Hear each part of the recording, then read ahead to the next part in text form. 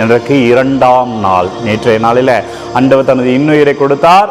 இன்றைக்கு இரண்டாம் நாள். எங்கும் திருப்பலிகள் கிடையாது. நமக்காய் மரித்த ஆண்டவரை அதை தியானித்து அந்த வல்லமையை பெறுகிற நாள் இந்த இரண்டாம் நாள். எனவே பிரியமான இறை உறவுகளை, இந்த இரண்டாம் நாளிலே யோவான் நற்செய்தி 14வது அதிகாரம் 6வது வார்த்தை, நானே வழியும் உண்மையும் வாழ்வும் ஆவேன்.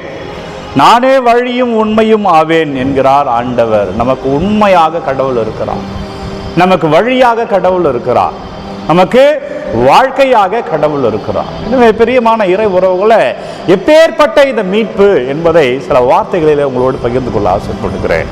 அவர் இந்த மீட்பிற்காக நாசரேத்திலிருந்து விரட்டி அடிக்கப்பட்டார்.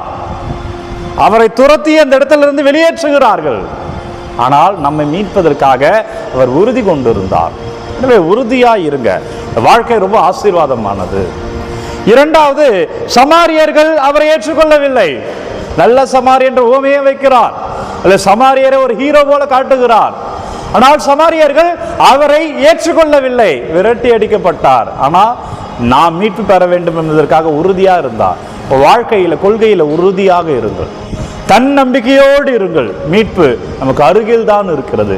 ஒரு உறுதியாய் இருந்தார். தொடர்ந்து சொல்ற பாருங்க, மறைநூல் அறிஞர்களும் சதுசேயர்களும் எப்பொழுதும் அவரை குறை சொல்லிக் கொண்டே இருந்தார்கள். அவர் நல்லதுதான் செய்கிறார், ஆனால் இவர்கள் எப்பொழுதும் அவரை குறை சொல்லிக் கொண்டே இருக்கிறார்கள். ஆனால் அவர் தளர்ந்து போகல. அவர் தளர்ந்து போகல. வாழ்க்கையில ஏன் தளர்ந்து போகிறீர்கள்? வாழ்க்கையில உறுதியா இருங்கள்.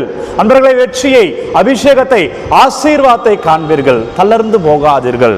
மூன்றாவது, அடுத்ததாக சுற்றி இருந்த கூட்டம் அதிசயங்களுக்காக அங்கலாய்த்தது. அவர் செய்கிற அதிசயங்களுக்காக மட்டுமே வந்தது. அவர்கிட்ட ஏதாவது கிடைக்குமா என்பே வந்தது. அன்பினால் யாரும் வரவில்லை. ஆனால் அவர் அன்பிலே உறுதியா இருந்தார். அன்பிலே உறுதியா இருங்க. இந்த வாழ்க்கை நமக்கு சொந்தமாகும். அடுத்தது சொல்கிறேன் பாருங்க, உடன் இருந்தவர்கள் பதவிக்காக போட்டியிட்டார்கள். சீடர்கள் இருக்கிறார்கள், சீடருக்கு அனைத்தையும் கற்றுத் தருகிறார், தன்னை பிரதிபலிக்க வேண்டும் என்று நினைக்கிறார்.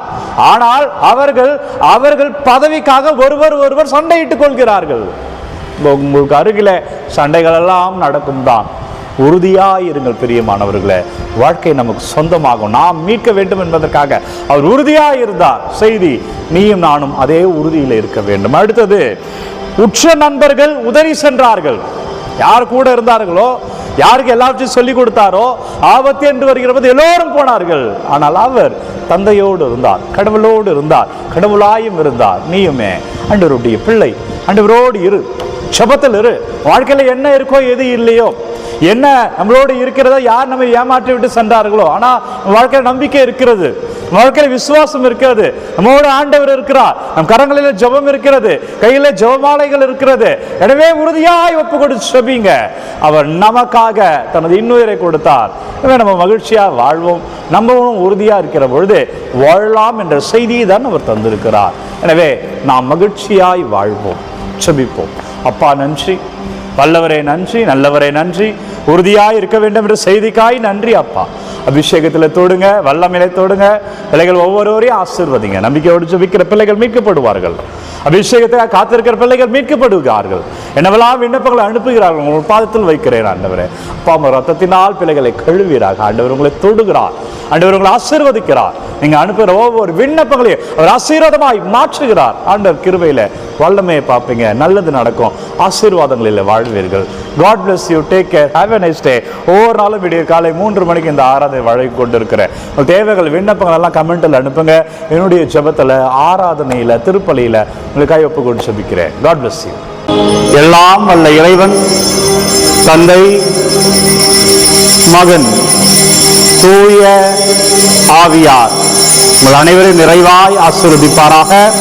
ஆண்டவர் இயேசு சாமியின் பெயரில் இன்றைக்கு மகிழ்ச்சியாய் வாழ்வீர்கள், ஆசீர்வாதங்களை பார்ப்பீர்கள். இறைவன் உங்களோடு வருகிறார். அன்பர்களே, இந்த காணொளி யாருக்கு தேவை என்று நினைக்கிறீர்களோ அவர்களோடு பகிர்ந்து கொள்ளுங்க.